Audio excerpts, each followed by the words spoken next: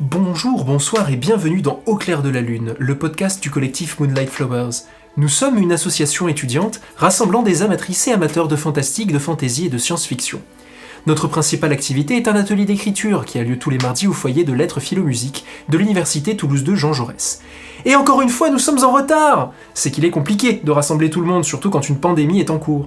Soyez prudentes, soyez prudents et prenez bien soin de vous. Grande nouvelle cependant, cher public, notre site internet est à présent en ligne. Vous pourrez y retrouver nos podcasts évidemment, mais aussi, bientôt nous l'espérons, des textes écrits par nos ouailles. Vous pouvez vous y connecter à l'adresse https://collectif-moonlight-flowers.fr. En attendant de vous y retrouver, nous allons nous pencher sur le livre du jour, un monument controversé de la science-fiction, la stratégie Ender d'Orson Scott Card. Je suis pour cela accompagné aujourd'hui de Marius. Bonjour Marius. Bonjour Ludo. Et de Tristan. Coucou Tristan. Salut. Comme toujours, nous allons chacun donner notre petit avis individuel pour ensuite pouvoir parler plus librement entre nous. Attention cependant, qui dit livre controversé dit thème parfois un petit peu dur. Petit avertissement de contenu donc. Le livre parle très frontalement de harcèlement et de violence sur enfants. Et ça, ce n'est que pour nos chroniques, où nous tenterons de ne pas trop divulgacher. Pendant le débat, où nous spoilerons sans aucun scrupule, nous aborderons des thèmes plus durs encore. Mais avant cela, le synopsis du roman. Andrew Wiggin, dit Ender, n'est pas un garçon comme les autres. Depuis sa naissance, ses faits et gestes sont observés par l'intermédiaire d'un moniteur greffé dans son cerveau. Car ceux qui l'ont conçu ambitionnent de faire de lui le plus grand général de tous les temps. Le seul capable de sauver ses semblables de l'invasion des Dorifors. Et alors qu'Ender suit pas à pas le dur chemin de son apprentissage de guerrier, ses créateurs mesurent la gravité de leur choix, en donnant naissance à un monstre, n'ont-ils pas damné l'humanité elle-même? Eh bien les amis, rarement un aussi bon livre m'aura autant mis la rage pour être honnête. Parce que oui, certes, la stratégie Ender, ou Ender's Game en VO, est un très bon livre, qui crée avec une grande efficacité de l'empathie pour le protagoniste. Pourtant, cette empathie repose sur un joli paradoxe. Ender est le héros parce qu'il est meilleur que tout le monde. De tous les points de vue, c'est une Marissou. Il est ultra talentueux, il réussit tout ce qu'il entreprend, mais parce que ça accentue sa solitude et la violence dont il est couramment la victime dans le roman, rien de ce qu'il entreprend ne lui réussit, d'un point de vue personnel. Le roman nous vend donc un personnage tragique, placé dans des circonstances difficiles en raison de son talent, qui devient une situation subie plutôt qu'épanouissante. Roman de science-fiction militaire, il est de ce fait placé sous le signe de la violence, à la fois celle qu'Ender subit et celle qu'il inflige. Donc dans la mesure où Ender pendant tout le roman reste très jeune, de même que la plupart des autres personnages, je réitère mon avertissement de contenu concernant la maltraitance sur enfants. Analysons tout d'abord la violence que ce pauvre Ender prend dans la tronche. Elle a plusieurs utilités narratives. La plus évidente est que cette violence nous le fait prendre en pitié. Le roman, bien qu'écrit à la troisième personne, se trouve presque toujours du point de vue du jeune protagoniste. C'est toujours sa douleur, sa résignation, sa colère et son désespoir qui sont mis en avant. Ce sont donc les sentiments que nous adoptons également, puisque nous n'avons le plus souvent pas accès à l'esprit de beaucoup d'autres personnages. Nous sommes bien parfois dans les chaussettes de Valentine, sa grande sœur, mais cette dernière est l'une des rares personnes à non seulement aimer avec sincérité le garçon, mais à chercher activement à ne pas lui faire du mal. Du coup, on a là aussi une narration en totale empathie avec le héros éponyme. Mais Valentine n'est pas souvent là, et encore moins en présence de son frère. Ce dernier est seul, très seul, face à une violence qui s'exerce sur lui de manière presque permanente, en raison de son talent, et ce, de deux manières. Il y a la violence de ses ennemis, des gens qui le haïssent. Généralement par jalousie ou par envie, ces personnages en veulent à Ender parce qu'il est trop fort. Ils sont des obstacles, des dangers, des êtres globalement malfaisants. Nous aurons à reparler de plus tard. Il y a ensuite les gens qui exercent des formes de violence sur Ender, mais pour l'aider, avec des guillemets. Ces profs, globalement concentrés dans la figure du colonel Graff, et qui voient dans le garçon le dernier espoir de l'humanité, soumettent Ender à des épreuves, entre guillemets scolaires, d'une difficulté absurde, orchestrent son isolement, ferment les yeux sur le harcèlement et les brutalités dont il est victime, dans une optique très militaire de marche ou crève. Soit Ender confirmera son statut de Marissou en triomphant d'un exercice stupidement dur et en survivant à une tentative de meurtre, soit l'humanité est perdue. Toutes ces affreusetés sont là pour faire éclore ses talents dans leur tête. Et ce qui me donne personnellement envie de hurler des insultes dans moins de 3 langues différentes, c'est que ça marche. Ender devient effectivement de plus en plus fort. De plus en plus malheureux aussi, mais de plus en plus fort. Et évidemment, même sur moi, la tragédie du personnage prend. Mais j'avoue que l'ancien élève harcelé et le prof soucieux de ses élèves en moi se rebellent un peu. Parce que si l'empathie qu'on a pour Ender fait de cette violence constante un enjeu narratif qui tient en haleine, le fait que cette violence soit justifiée par l'intrigue et provienne d'une source qui se veut bienveillante rappelle les meilleurs raisonnements de brutaliseurs d'enfants de la vraie vie de la réalité véritable. C'est brillant littérairement et narrativement, cette convocation de l'inévitabilité tragique de la violence, mais c'est aussi un petit peu gênant. Et avec le point suivant, on passe pour moi au franchement cringe, et encore croyez que j'en garde sous la pédale pour ne pas spoiler. Parce qu'Ender n'est pas seulement un punching ball, il exerce, lui aussi, une violence à la mesure de celle qu'il reçoit, et parfois à sa démesure. En effet, tout son arc de progression est directement indexé à sa capacité à faire mal. Non seulement la violence qu'il va infliger à ses ennemis, avec 2 scènes malaisantes où Ender développe à l'envi sa thèse de « je dois le détruire assez pour qu'il ne recommence jamais », pour justifier de mettre un bon taquet de plus, mais aussi, et c'est beaucoup plus gênant, celle qu'il va exercer, comme ses profs, sur ses subordonnés pour les rendre capables du meilleur d'eux-mêmes. Et là aussi, ça marche. Rabaisser et isoler les meilleurs éléments pour les rendre plus indépendants, check. Les faire s'exercer jusqu'à l'épuisement, check. Jusqu'au burn-out, mais oui, allons-y. Mais vous me direz, c'est certainement parce que l'auteur joue à fond la carte de la trajectoire tragique d'un enfant soldat, devenu, à force d'épreuves, à la fois puissant et brutal, infligeant perpétuellement, justement ou non, la violence, comme seule méthode de résolution des problèmes qu'il maîtrise. Et sauf que non. Quand bien même la fin du récit, que nous aborderons plus tard pour ne pas gâcher la lecture, ne mettait pas à elle seule un joli ruban à la brutalité du bien nommé Ender, le reste passe déjà son temps à nous présenter la violence du petit garçon comme inévitable et justifiée. Parce qu'Ender n'est pas un destin brisé qui frappe, mutile ou tue par défaut d'autres moyens d'expression. Au contraire, ce petit salopard maîtrise très bien les autres façons de résoudre les conflits. L'auteur passe simplement son temps à le mettre dans des situations où même le génial Ender Wingin ne peut résoudre le conflit par une pirouette ou un stratagème autre que la totale destruction de son vis-à-vis. Je m'arrête là pour ne pas en révéler trop de l'intrigue et pour laisser mes 2 camarades développer leur propre avis sur la stratégie Ender. Un roman prenant, émouvant, rageant, brillant et aussi, on y reviendra, bien dégueulasse. Parler de Ender Game ou la stratégie Ender, parce que moi je le lis en français, c'est clairement pas quelque chose de simple à mon sens. En effet, après avoir relu le roman, un classique de la science-fiction, j'en ressors avec beaucoup d'émotions positives et négatives. Je ne nie pas que l'ascension d'Ender m'a tenu en haleine, au moins pendant un temps, que l'écriture focalisée sur Ender, et je dirais même plus sur ses pensées, ses émotions, m'a ému et m'a fait rentrer dans cet univers. Pourtant, il n'y a en réalité que très peu de descriptions physiques des lieux, des gens. L'école où il va vivre 4 ans n'est pas dépeinte, la cafétéria, la messe des officiers, au final, on ne sait pas vraiment à quoi cela ressemble. La colonie sur l'astéroïde Eros, à la fin, même chose, en nonobstant le côté bizarre des murs, qui, au final, ne va servir que d'outil narratif pour donner un exemple, encore, de l'esprit incroyable d'analyse d'Ender. Sa capacité à comprendre ses ennemis, les dorifores. Pour vous dire, la seule chose qui me marque dans la description physique, c'est la description de Greff qui accompagne Ender tout au long de son périple, et qui grossit puis maigrit, puis grossit puis maigrit, aux aléas de son stress. Même la maison au bord du lac n'est pas frappante. Je pourrais pas dire à quoi elle ressemble, alors que c'est probablement ce qui se rapproche le plus d'un foyer pour Ender. Je ne critique pas ce parti pris de l'auteur, et j'imagine même que cela est voulu, que comme le texte est focalisé sur Ender qui ne semble n'accorder que peu d'importance au décor qui l'entoure, l'auteur passe outre lui aussi. Mais c'est révélateur de ce qui, je pense, me déplaît. Le roman, comme je le disais plus haut, m'a tenu en haleine pendant la première moitié, peut-être plus.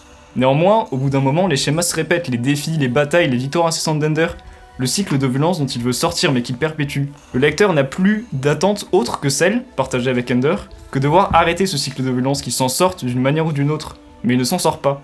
Le reste du roman dépeint une fatalité morbide qui va, personnellement, me sortir complètement du personnage d'Ender et de l'univers. Car c'est mon seul point d'entrée. Fatalité qu'Ender va finir toujours seul, fatalité qu'il se verra opposé à des défis toujours plus durs, qu'il sortira des pires situations par la violence, mais aussi fatalité qu'Ender va gagner encore. Il va gagner. Le roman évoque très rapidement ses échecs, quelques vaisseaux perdus, et le plus flagrant de ces échecs est une manche perdue à un jeu vidéo contre un enfant plus grand, alors qu'on est au tout début du roman. Je ne sais pas gagner la guerre grâce à son génie, certes, c'est un roman, c'est un héros, il va payer très cher le coût de la victoire, mais gagner la guerre sans perdre une bataille, dans les conditions où il était, en totale dépression, à ne plus arriver à dormir, manger, penser convenablement sans amis, sans aide. Je ne sais pas, je n'y crois pas, comme Ludo l'a dit plus haut, le marche ou crève qu'on lui impose, le pousser jusqu'au burn-out, ça marche. Ce qui m'avait paru être quelque chose de très organique, de très vrai, de Ender le petit génie qui doit gérer des bullies à l'école, développer des stratégies pour qu'on lui donne du respect, gagner des jeux qui réagissent à une nouvelle situation qu'on nous donne en italique, avec les échanges entre Greff et Anderson. qui sont d'ailleurs les rares moments avec Valentine où l'on sait des choses que Ender ne sait pas, et qui sont, je trouve, très pertinents pour donner du relief au début du récit. Tout cela devient quelque chose révélant de la fatalité, du destin, je crois que l'auteur utilise le terme de destin à un moment. La figure d'Ender perd de sa consistance pour devenir un squelette scénaristique où on a gravé les 3 mots « victoire »,« violence » et « solitude ». Et comme il n'y a rien d'autre que la figure d'Ender, le livre m'apparaît soudain maigre sur sa fin. En comparaison, la stratégie de l'ombre, qui parle de Bean, l'acolyte discret d'Ender, m'avait laissé un meilleur souvenir. Je me souviens précisément de la description des faubourgs où il vivait jeune, de la description des couloirs qu'il utilise dans l'école spatiale, la rencontre qu'il fait avec Ender, le jeu de relations qu'il y a avec lui. Le point de vue du roman est certes celui de Bean, mais une vision beaucoup plus large de l'univers qui est dépeint, car on sent qu'il y a un univers possible dans la stratégie Ender. L'histoire des Wiggins, l'histoire des colonies, la fin. Je pourrais dire que je l'aime pas, qu'elle m'évoque ce syndrome de la good end, trop présent. Que j'aurais préféré une bad end plus crue, plus vraie, que les propos violents tenus dans tout le roman devaient avoir une conséquence. Mais le simple fait que je me révolte sur cette fin montre que, malgré tout, je suis attaché à cet univers, que l'auteur a réussi, le roman nous interroge. Que l'on en sorte content, satisfait, indigné, curieux. On ne peut pas nier que ce roman interroge, que le sujet est immuable. Ce cycle de violence, les guerres, l'esprit de compétition qui est poussé à l'extrême. Et c'est ce qui fait, selon moi, un bon roman de SF. Peut-être pas un chef-d'œuvre immuable, mais juste un bon roman. Et comme je ne suis pas Ender, je m'en contenterai très bien. Bonjour à toutes et à tous, mes chers passionnés de SFFFF. Il est grand temps de parler d'un sujet qui réunit à la fois l'éducation d'enfants, la conquête du monde et ou du pouvoir, dans la vie, mais aussi dans ce roman. Je veux bien évidemment parler de ce qui est contenu dans la moitié du titre de Ender's Game, et qui n'est pas le personnage, je parle donc bien évidemment du jeu. Et, en tant que professionnel dans le monde du jeu, quand je suis pas occupé à cirer les bons de l'université, je peux vous affirmer que si Orson Scott Card n'a pas poussé le vice jusqu'à faire de ces jeux des personnages à part entière, ce sont bien les jeux qui cimentent tant la structure narrative que la vie des personnages. Mais commençons par le commencement. Quand je dis que le jeu cimente la vie des personnages, c'est un doux euphémisme pour le cas d'Ender.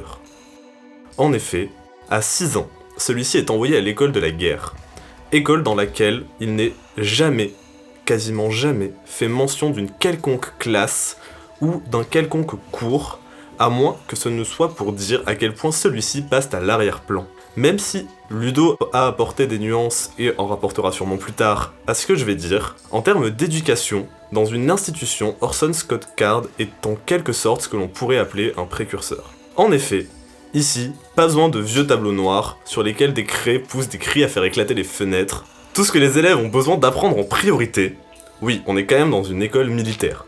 La stratégie passe avant l'étude de la formation des fossiles. Eh bien, tout ce qu'ils ont besoin d'apprendre passe par des jeux. Et quel jeu, mon dieu! Avoir des bornes d'arcade dans son école pour apprendre des trucs, c'est le rêve de tous les gosses, et surtout le mien. Même le bureau sur lequel ils travaillent a un RPG installé dessus qu'ils doivent tryhard pour aller le plus loin possible. Et cerise sur le Pac-Man, ce jeu-là est individualisé et génère une aventure propre à chaque élève, pour le faire avancer non seulement dans les cours, mais surtout dans la vie. Sur le principe, c'est génial, et ça trouverait bien mieux sa place dans une école publique ou un usage domestique que dans un institut privé de l'armée. Mais, même sans parler d'Ender, quand Valentine et Peter incarnent respectivement Locke et Demosthène, ce n'est pas beaucoup plus de choses qu'un jeu de rôle. Certes, ce sont 2 gamins avec une intelligence capable de faire passer la plupart des gouvernements pour des enfants qui jouent avec des cubes en bois. Mais au final, ils ne font qu'incarner des personnages sur des réseaux, en leur donnant des caractères propres et en leur faisant dire des choses avec lesquelles lui et elle ne sont même pas d'accord. C'est la même chose que moi quand je joue en troll des montagnes, chaotique mauvais avec mes potes pendant une séance de D&D. Même si moi, je finis pas par dominer le monde, mais le fonctionnement reste le même. Et là, attention, je vais commencer peut-être à spoiler un petit peu. Mais même la grande bataille finale ne paraît être qu'un jeu aux yeux d'Ender et de ses camarades. Ils ont l'impression de jouer contre leur professeur, mais non, je vais quand même pas tout vous dire, il faut garder un minimum de suspense. Néanmoins, voilà une autre part importante du jeu dans le roman. C'est que certes, les enfants jouent et apprennent et progressent dans l'intrigue grâce au jeu, mais même Ender, le personnage principal, n'a aucune prise sur le vrai jeu. Et si l'on comprend les règles, comme c'est énoncé plusieurs fois, et que même les autres enfants les comprennent, il n'arrive jamais à lutter contre elles. Les enfants jouent, et les adultes jouent avec les enfants, et se jouent même des enfants.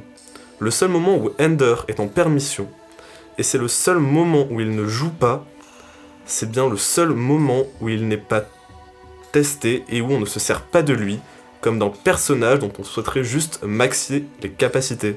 Bah, en fait, c'est aussi le seul moment où il est un tant soit peu heureux, ou à défaut d'être vraiment heureux, c'est là qu'il a l'impression d'avoir une place. Lui, il s'en fout de ce que les adultes, le destin ou Madame Irma ont décidé pour lui. Pour lui, la vie, c'est plus qu'un jeu où il faut se contenter de suivre la flèche sur la minimap afin d'aller compléter la quête qu'on lui a donnée.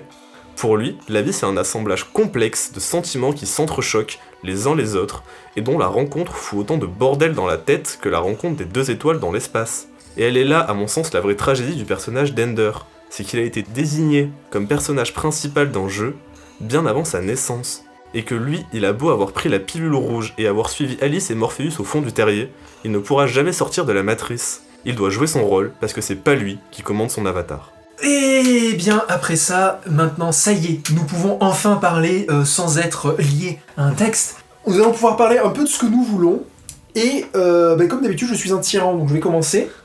Et je vais revenir sur le thème qu'a abordé Marius sur le jeu. Alors j'ai eu un moment de grimace quand tu as dit que ouais, l'école militaire était sur des bails hyper progressistes. Alors c'est soit hyper progressiste, soit hyper réac. Puisque, notamment dans le domaine militaire, le passage par le jeu pour apprendre la tactique ou l'art de la baston, c'est quand même assez ancien. Je veux dire, les échecs, ça servait à ça. Pareil pour le latroncule dans l'antiquité gréco-latine. Et puis, les chevaliers se mettaient sur la gueule régulièrement pour s'entraîner aux armes. Et c'était un jeu aussi, voilà. Les Jeux Olympiques, pareil, c'était de la propédeutique à l'exercice guerrier, pareil, quand on a rendu le PS obligatoire sous la Troisième République, c'était pour préparer les jeunes Français à aller défendre la patrie, tout ça, mes couilles. Donc, le jeu, dans le domaine militaire, c'est quelque chose d'assez ancien, mais c'est cohérent avec les thèmes du roman. Et effectivement, narrativement, le jeu, c'est vraiment un très très gros machin, si j'ose dire. Oui. Non, mais moi, ce que je voulais dire, c'est que en termes d'éducation, plutôt, parce qu'on parle quand même d'enfants de 6 ans à la base. Enfin, quand il arrive, il a 6 ans. Et effectivement, moi, ce qu'on m'avait appris dans mes différentes formations pour le monde du jeu, justement, c'était que les enfants, tu pouvais tout leur apprendre en faisant du jeu. C'est vraiment, j'ai des fiches qui font 10 pages sur le jeu avec les enfants. Et c'est un truc. Et aussi, il y a. C'est assez récent, mais il y a des écoles, bon, c'est souvent privé, et qui passent beaucoup par le jeu, plus tellement par les profs. Et c'était surtout dans ce sens-là dont je parlais. Ouais, je vois. C'est de la nouvelle éducation. Je sais plus comment t'appelles ça. Ouais. Mais parce qu'après, le truc vraiment complètement postmoderne, c'est effectivement le jeu qu'il a sur sa tablette. Une espèce de jeu de fantasy qui s'adapte à ses choix, enfin, de fantasy ou d'aventure. Ouais. Alors, en termes de mécanique, c'est marrant, ce qui ressemble le plus, c'est peut-être les très très vieux jeux d'aventure point and click. Ouais. Style Day of the Tentacle ou Monkey Island. Et paradoxalement, on dirait quand même que c'est de la VR presque. Oui. Mais on sait jamais trop s'il est dans le jeu ou s'il fait que jouer avec ses doigts, du coup, vu que c'est une tablette. Mais ouais, c'est vrai que concrètement, on voit pas trop. Ça rejoint un peu ce que disait Tristan sur le fait que des fois, les descriptions concrètes de trucs, ça manque un petit peu. Un peu beaucoup même. Mais ouais, par rapport à cette espèce de jeu qu'il a sur sa tablette, moi j'ai pas trop compris où est-ce qu'il voulait en venir l'auteur scénaristiquement, qu'est-ce que ça amène. C'est ce qu'on voit surtout dans les échanges de Graf, c'est Graf qui s'appelle le colonel, ouais. Oui. Avec Anderson, c'est ça ? C'est que en fait il regarde non seulement les progrès de Enders sur les jeux de champ de bataille, mais aussi et surtout son projet dans le jeu fantasy justement. Et il regarde parce qu'en fait c'est lui qui va le plus loin, il découvre des trucs et ils en apprennent beaucoup sur sa personnalité à lui, etc. Ça leur permet à eux d'en apprendre beaucoup sur Ender, ça permet au lecteur d'en apprendre sur Ender. Et ça permet à Ender d'en apprendre sur ses propres traumas. Ouais, et c'est assez intéressant parce qu'en fait c'est vraiment, vous savez, tous les essayistes vidéo de cinéma de l'univers ces derniers temps passent leur temps à dire oui, il faut montrer et pas raconter, show don't tell. Et je pense que initialement l'objectif d'Orson Scott Card là-dedans avec le jeu c'était ça, c'était réussir à nous donner une idée de l'état d'esprit d'Ender à travers ce jeu et de la façon dont il progressait à la fois dans ses compétences et sa personnalité à travers le jeu, sans avoir à passer uniquement par de la narration du style. Et c'est alors qu'Ender se sentit triste. Voilà, parce que les gens ils étaient méchants avec lui et qu'être méchant c'est pas gentil. Voilà. Alors après, le fait que derrière on ait les commentaires de Graff et d'Anderson, ça casse un petit peu cette dynamique-là peut-être, mais c'est quand même assez bien foutu dans l'idée. Le traitement du jeu dans le film est un petit peu différent parce qu'il y a un film qui est thématiquement mieux foutu, je trouve, plus tragique, mais on s'emmerde un peu plus qu'en lisant le roman. Alors on va être honnête. Bon, la faute au fait que Graff a un rôle beaucoup plus important dans le film et qu'il est joué par un Harrison Ford clairement qui en a rien à branler, mais quelque chose de terrible. C'était le film pour les impôts. Ah ouais. Mais là, le jeu crée plus de débats, et même des débats beaucoup plus violents entre Graff et Anderson, parce que on a un peu ça dans le roman aussi, mais il est surtout là pour illustrer sa capacité à la violence.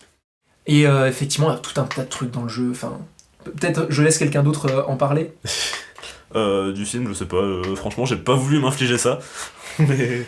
Non, mais même dans le roman, le fait que le jeu le confronte très régulièrement à la figure de son frère, Peter, oui, qui est un psychopathe. C'est vrai que le jeu le confronte beaucoup à Peter, mais et il essaie, on dirait qu'il essaie de le faire devenir comme Peter, parce qu'il passe son temps à tuer des trucs, et surtout beaucoup de gens. Et à chaque fois, on dirait ça lui fait un trauma à chaque fois, c'est infernal. Ouais. C'est un peu la boucle. C'est la boucle du je tue, j'avance, je tue, j'avance.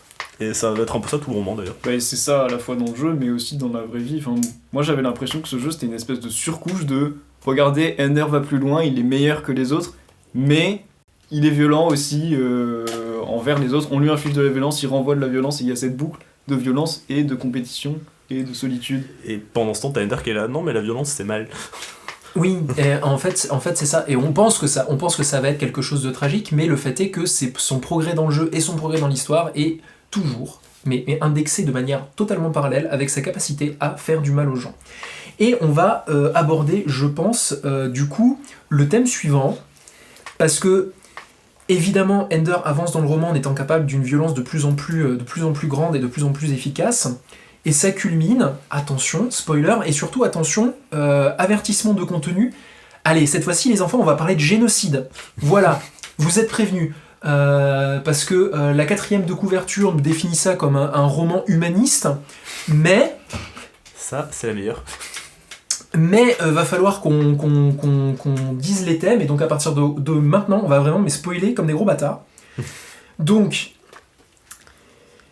évidemment, Ender progresse dans le roman en étant capable d'une violence de plus en plus grande. Et donc, cette violence culmine assez naturellement parce qu'il doit sauver l'humanité des Dorifors par le fait que Ender, littéralement, fait exploser la planète des Dorifors. Et, suite à un mishmash psychique sur la façon dont fonctionnent les Dorifors à partir d'un esprit de ruche, par l'extinction totale de cette espèce de la galaxie. Voilà. C'est un peu chaud quand même. C'est le héros à partir duquel on est supposé, pour lequel on est supposé avoir de l'empathie, etc., etc. Et tuer des gens. Voilà, la fin de son arc, c'est j'ai tué tout le monde. Voilà. Ouais. Alors, il se sent mal, hein, ouais, évidemment. Heureusement, quand même. Mais. C'est le seul après. C'est le seul à se sentir mal. Ouais, un peu. Les professeurs, un peu en réalité. Non, les professeurs ils s'en foutent, ils ont fait tout ça pour que. Il y avait même pas forcément de péril, on va dire, de la race humaine, vu que c'est dit un peu plus tard, je crois, dans le roman. Mais en fait, sont allés tuer les Dorifors parce que eux pensaient que les Dorifors allaient venir les buter. Mais non, en fait, à la fin, on apprend qu'en fait, non, ils voulaient juste être peinards. Moi, ce qui m'a... déjà, pour resituer l'affaire de génocide, je sais pas si on l'a dit précédemment, mais le personnage principal de Ender, il ne sait pas qu'il est en train de combattre les Dorifors. Il pense qu'il est dans le test final contre son professeur dans une simulation. Et le seul moyen qu'il trouve de gagner cette simulation, c'est d'utiliser un appareil qui a une espèce de réaction en chaîne, etc. Et quand ça touche une molécule, ça détruit toutes les autres. Du coup, il vise la planète, il n'y a plus de planète, il n'y a plus de Doryphore, voilà, il a fait le génocide, mais il n'était pas au courant, et après on lui dit, et moi ce qui me gêne un peu, c'est que, ok, il est triste, etc., je crois que il est décrit comme étant, enfin, il était déjà très mal avant, parce qu'il était en total burn-out, on faisait travailler beaucoup trop, etc., mais après cette nouvelle, moi, le sentiment que j'ai, c'est qu'il passe une semaine dans son lit dépressif, et qu'après ça va. En fait, c'est un peu le problème. Alors, comment dire, effectivement, il y a cette espèce de piège qu'on lui tend, où on lui dit pas. Alors, c'est pour ça que le titre en VO, Ender's Game, le jeu d'Ender, est absolument génial. Parce que a game, dans un jeu, ça peut être effectivement une stratégie. En même temps, c'est le jeu lui-même, celui par lequel il se forme. Et en même temps, c'est celui qu'on lui présente et qui, en vérité, est la vraie guerre.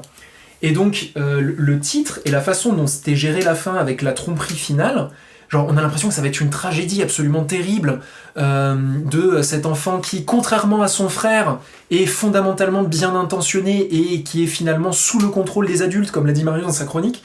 Et bah, en fait, je suis terriblement déçu, ça sera peut-être le point suivant, mais la fin de ce roman, il n'y a rien qui va, mais vraiment. Parce que après cette révélation-là, il reste encore 50 pages quand même. Oui, 50-60 pages. C'est pendant tout le roman, on a Ender qui...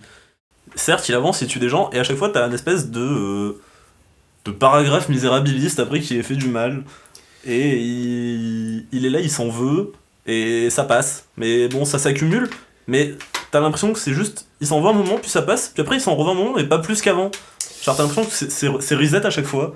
Ouais, et du coup on a l'impression que voilà, moralement il évolue pas. Quand il évolue, c'est un petit peu par le pire. C'est comme je disais, le problème d'Ender, c'est qu'après il en veut terriblement à Graf, parce qu'à un moment il comprend que Graf fait exprès d'être dur avec lui pour qu'il développe ses capacités. Et ensuite, Tristan a parlé de ce personnage-là tout à l'heure. Il y a Bean, qui est le soldat le plus doué l'apprenti soldat le plus doué de l'équipe d'Ender, que Ender, devenu son chef, maltraite de la même manière. Et il est conscient de reproduire le même schéma, mais c'est pas présenté comme une mauvaise chose. C'est Ender dit littéralement, mais ne t'inquiète pas, comme j'ai compris que Graf était peut-être mon seul véritable ami, tu comprendras que je suis ton seul véritable ami, Bean. Et non. Ça marche. Et ça marche. C'est Bean devient meilleur. Ils sont amis. Et alors, excusez-moi, dans la vraie vie véritable, le burn-out, ça vous aide pas à devenir meilleur. Hein. J'en suis un peu là en ce moment. Non, ça marche pas. Non. J'ai l'impression de devenir plus con chaque jour. Enfin, vraiment, c'est... C'est pas le plus efficace. Est-ce qu'on parle du génocide, enfin la manière dont l'auteur a abordé le génocide que tu faisais en référence avec... Ah oui, parce que... Avec les Indiens. Ouais, parce que la fin va pas. Alors en fait... Ender, et c'est un thème qui est abordé plus frontalement dans le film, mais Ender, fondamentalement, est génial et un génie tactique parce qu'il est capable de comprendre fondamentalement son adversaire. Bref, ce qui pourrait être hyper tragique, à savoir c'est son empathie qui le rend capable de violence, est complètement évacué pour en faire simplement un super pouvoir et pour pouvoir dire qu'il se sent mal. Et à la fin, en fait, les Doryphore avaient laissé un œuf quelque part, dont Ender s'empare pour dire je vais les réinstaller quelque part et donc du coup j'aurais pas exactement fait un génocide, donc tout va bien. Et le truc c'est qu'il essaie de mettre sur le papier son expérience de mec qui a fait un génocide sans le vouloir, donc c'est potentiellement très misérabiliste. Et donc il fait ça et il crée une sorte de religion, c'est-à-dire quand les gens enterrent leurs proches, ils commencent à citer ce texte-là. Et donc, en fait, Ender passe de génocidaire coupable directement à « Bonjour, voici Jésus ». Enfin, c'est un peu ça. Et bon, à la fin du roman, il décide qu'il part en voyage. Et le truc, c'est que quand il part en voyage, il répand également son espèce de culte chelou. Et l'objectif, c'est qu'il va installer les Doryphore à un endroit loin, là où les êtres humains, potentiellement, pourront pas leur faire de mal. Et justement, comme Orson Scott Card est américain, que les humains se sont installés sur les planètes initialement occupées par les Doryphore, et que finalement le génocide c'est pas si grave parce que les Dorifors vont être installés dans leur petite réserve. Enfin, vous voyez où ça va, c'est vraiment, c'est oups, Heidi d'aracisme, je l'ai pas fait exprès. Et je pense sincèrement que Orson Scott Card ne le fait pas exprès. Hein. Genre, lui, il doit considérer que c'est absolument génial que Ender puisse avoir un arc de rédemption en allant installer les Dorifors quelque part, qu'il puisse annuler son génocide, mais... Quoi? Non! Oui, il y a une espèce de justification du génocide et qu'il arrive à finalement ne pas se sentir coupable, etc. Et je trouve que c'est une fin qui, du coup, est très décevante dans ce cas-là, parce que, comme je disais tout à l'heure, il découvre qu'il a fait un génocide, il a une petite phase dépressive, après il va sur les autres planètes, il trouve l'œuf, et finalement il a trouvé une nouvelle façon de vivre, etc. Et il a certes un petit poids sur la conscience, mais pas aussi phénoménal que ce qu'on pourrait s'attendre. Moi, je vais dire les termes, j'aurais vu plus une fin où Ender meurt ou se suicide, mais même parce qu'il a trop de... Ouais, en fait, au final, les actions qui ont été faites, c'est un peu comme s'il n'y avait pas eu de conséquences, parce qu'au final, le génocide n'en est pas un. Ender, qui se sent mal, au final, ça va mieux, alors que si tout avait un choix, enfin, si chaque action était entièrement réalisée, il n'y aurait pas eu d'œuf, et Ender se serait sûrement ouvert les veines comme dans le plus grand classique des tragédies grecques. C'est ça, c'est en fait le fait que ça soit pas une tragédie jusqu'au bout et narrativement insatisfaisant, et puis profondément dégueulasse. Enfin, c'est-à-dire on part d'une situation absolument tragique. Il a commis un génocide, il voulait pas commettre un génocide, le génocide c'est horrible, il se sent absolument mal, il a été manipulé par des adultes alors que à la fin du roman il a quoi, 13 ans, 14 ans, Ouais, 13 ans. Genre, c'est absolument... Enfin voilà, on pourrait avoir un destin tragique d'enfant soldat, quelque chose qui arrive un peu à des échelles bien moindres dans la vraie vie. Voilà, re-trigger warning, parce que là en plus on adopte la vraie vie, mais des massacres de masse commis par des enfants, c'est des choses manipulées par des militaires adultes, ce sont des choses qui arrivent, ce sont des choses qui existent dans le vrai monde, mais, et généralement, ces enfants ne vont pas bien. Ils ne fondent pas une religion, en fait, dont ils sont le prophète, et ils ne fondent pas une religion qui s'appelle... c'est pas la voie des morts. C'est ça, la voie des morts. Et le problème, c'est que cette voie des morts, et c'est dans le bouquin... tiens, attends, je sais pas, est-ce qu'on peut me passer le bouquin ? Mais il y a tout un passage où tu as des extraits de la voie des morts, et ces extraits disent, tranquille, justement parce qu'entre-temps il a trouvé l'œuf, et il a communiqué avec l'esprit de la reine qui est dans l'œuf, etc. etc. Il dit, oui, de toute façon, les morts nous pardonnent. Ouais, c'est super, ça veut dire que t'as commis un génocide, voilà, t'as tué tous les natifs américains, voilà, globalement, hein, voilà, si on file la métaphore jusqu'au bout, mais ils te pardonnent, c'est ok. Bouffe tes morts, Orson Scott Card, un peu, enfin, je sais pas, mais... Littéralement. Non, mais... En fait, ouais, au final, ce que ça fait, c'est que ça donne une good end très typique américaine, avec, en plus, évidemment, la possibilité de faire d'autres bouquins sur la suite du voyage d'Ender pour faire repeupler les futures planètes d'Orifort. Mais au final, la morale est vraiment dégueulasse. En fait, ça justifie tout ce qu'on a infligé à Ender, et ça justifie tout ce que Ender a infligé. Oui. En disant, c'était la seule solution, et ça a marché, c'est ça qu'il fallait faire. C'est ça, c'est la fin justifie les moyens, et démerde-toi avec. Et au final, on s'en sort bien, quoi. Et peut-être qu'il y avait une volonté de la part d'Orson Scott Card de dire oui, là ça va trop loin, mais en tout cas dans le roman tel qu'il existe en tant qu'entité isolée du reste de la série, comme perpétuellement, à chaque fois qu'Ender va trop loin dans la violence, derrière il lui arrive, mis à part le fait qu'il se sent mal, que des trucs bien. Parce qu'il y a le même genre de bait and switch sur la violence qu'il commet auparavant, puisqu'il tue 2 enfants, 2 bullies qu'il agressait à un moment dans le roman, et il ne sait qu'il les a tués que plus tard. Il le sait jamais. Il ne sait pas qu'il les a tués. Et souvent, et du coup, ça arrive 2 fois, et il y a un lieu commun de narration, c'est la règle de 3, c'est une chose arrive 2 fois en petit, puis ensuite elle arrive 1 fois en grand, ou une chose arrive 2 fois et la 3e ça rate, ou inversement. Voilà, c'est un truc de rythme narratif. Et là, c'est le cas. C'est 2 fois on lui cache les conséquences concrètes de sa violence, et la 3e fois, boum, on le lui révèle vraiment juste après. Et bon... effectivement, il aurait mieux valu que Ender meure. Voilà, je suis... Après, il y a une suite. Le fait qu'il y ait une suite justifie un peu, peut-être, la fin. Je sais pas. Il faudrait lire la suite, mais ça justifierait potentiellement, en prenant énormément de guillemets et de distance. Enfin bon, ça paraît très compliqué de justifier ça de manière morale et acceptable. Mais attendez. Est-ce que tu trouves... Je cherche...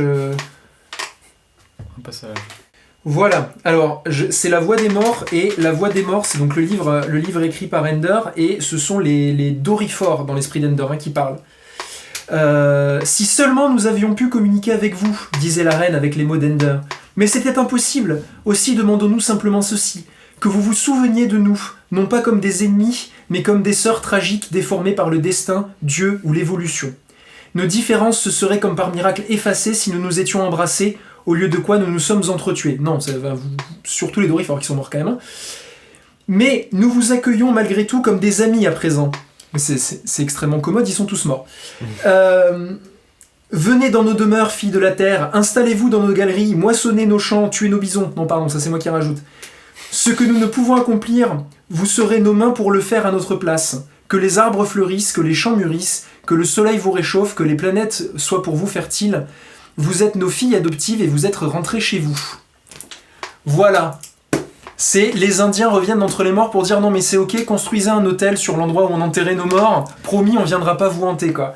C'est compliqué d'un point de vue éthique, on va pas se mentir. Voilà. Mais effectivement, alors c'est un setup pour la suite qui parle peut-être plus directement des conséquences de ça, de comment cette religion de la voix des morts se répand aussi un peu partout. Apparemment, il y a quand même des personnages qui call out un peu Ender. Il y a des articles extrêmement intéressants sur le net. Je mettrai le lien vers les articles que j'ai lus là-dessus, mais où ça spoil la balle pour non seulement le tome 1, mais aussi les tomes suivants. Pas dans la description, parce que c'est pas moi qui m'en occupe, mais en commentaire, pour booster l'algorithme. Je sais pas si vous avez quelque chose à ajouter sur ce roman. Eh bien non, moi c'est bon. C'est bon aussi. Mis à part le fait que ça reste un roman très agréable à lire finalement. Oui. On en dit beaucoup de mal, mais la lecture est bien, c'est dommage. C'est ça, c'est notre roman d'extrême droite préféré, si vous voulez. C'est notre Céline des temps modernes. C'est notre roman déjà cancel sur Twitter préféré. Avant les prochains. On vous laisse le lire pour vous faire votre propre avis. Du coup, si ce qu'on a dit sur l'auteur vous décourage de donner de l'argent à l'auteur, et on le comprendrait parfaitement, mais c'est un roman qui est paru en 85, qui a eu une grande postérité, donc vous le trouverez dans toute bibliothèque bien achalandée. Hein. Vous n'êtes pas obligé de l'acheter pour le lire. Et nous allons nous arrêter là. Merci beaucoup de nous avoir écoutés. Au revoir Marius. Au revoir Ludo, au revoir Tristan. Au revoir Tristan. Au revoir Marius, au revoir Ludo. Et nous allons vous laisser là. Lisez, écrivez, prenez soin de vous et abonnez-vous. On va essayer d'en sortir un le mois prochain. Je vous jure, on fait ce qu'on peut pour. mais voilà, la vie est compliquée. J'espère qu'elle ne l'est pas trop pour vous. Ciao ciao les copains. Et ne fondez pas de religion bizarre.